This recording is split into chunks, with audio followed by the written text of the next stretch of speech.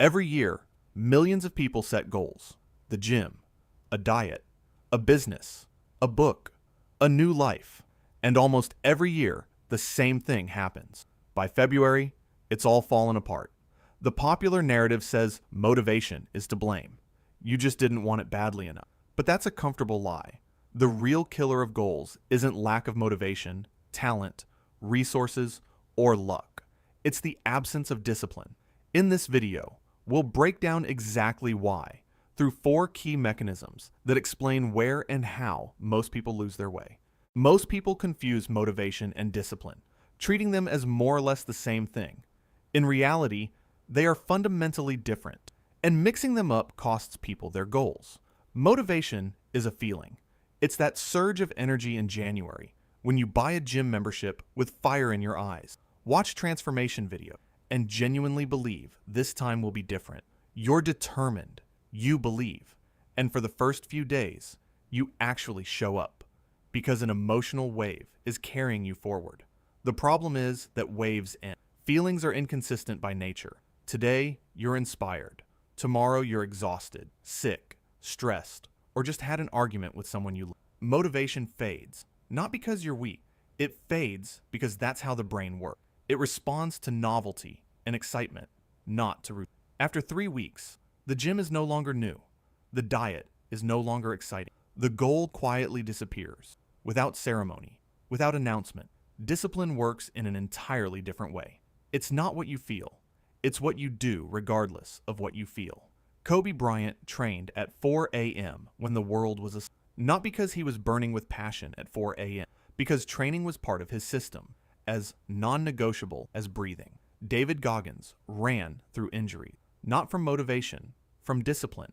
These are different sources of action entirely. There's another trap of motivation that almost no one talks about.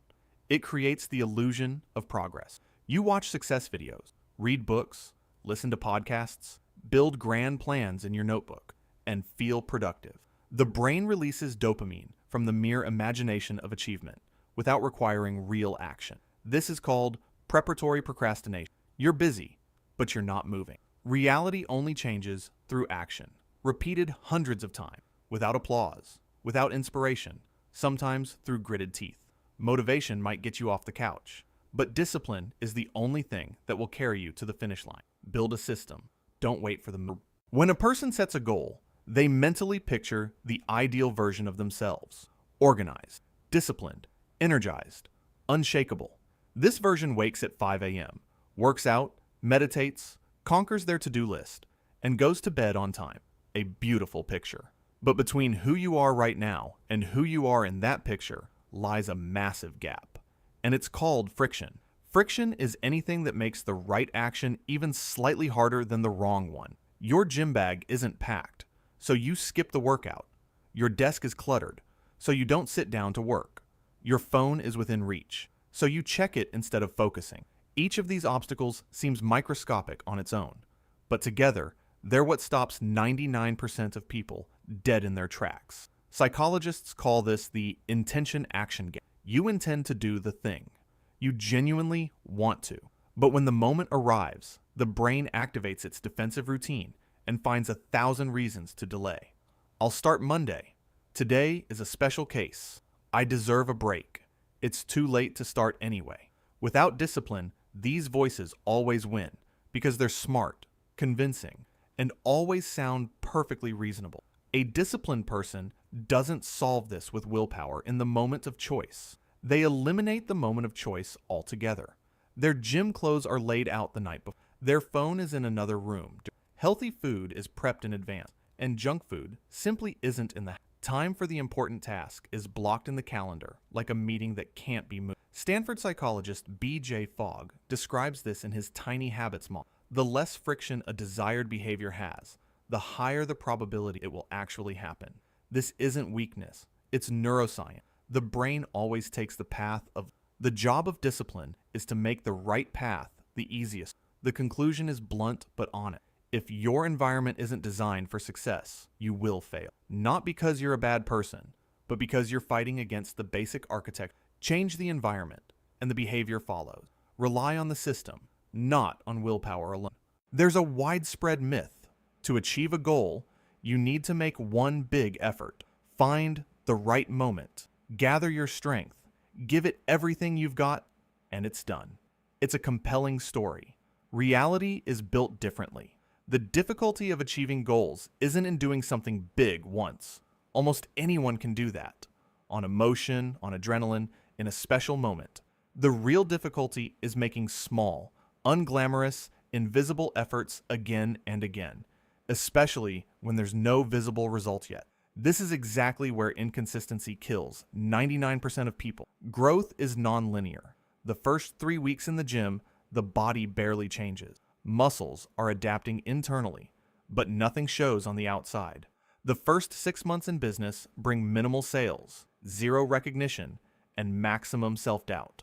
The first chapters of a book feel like writing into a void that no one will ever read.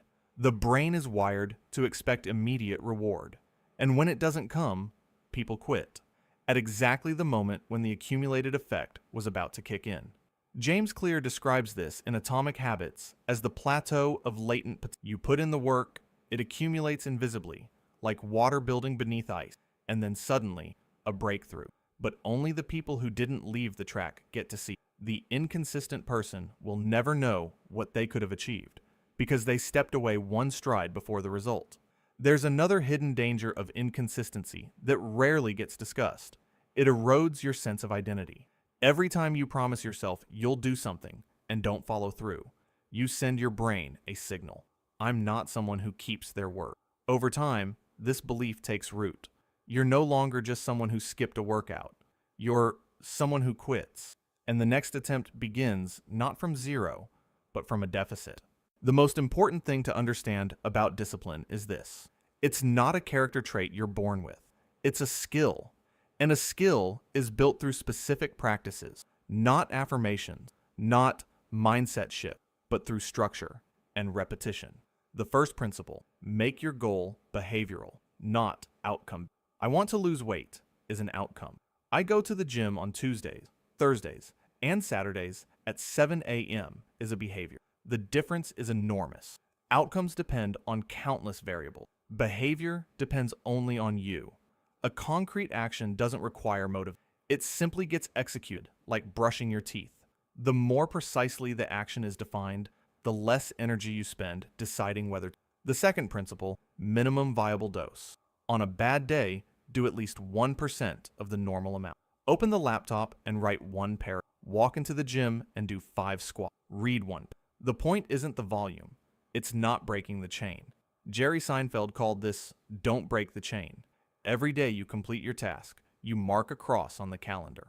The third principle, measure without judgment. Track what you do without drama. Missed a day. Not a tragedy, just a fact. Not, I failed again, but I missed one session, I'm back tomorrow. Behavioral psychology consistently shows that people who as information rather than a verdict return to their habit far faster who spiral in self-criticism. The fourth practical anchor. A new habit is much easier to embed next to an. After I pour my morning coffee, I'll sit down and write 2.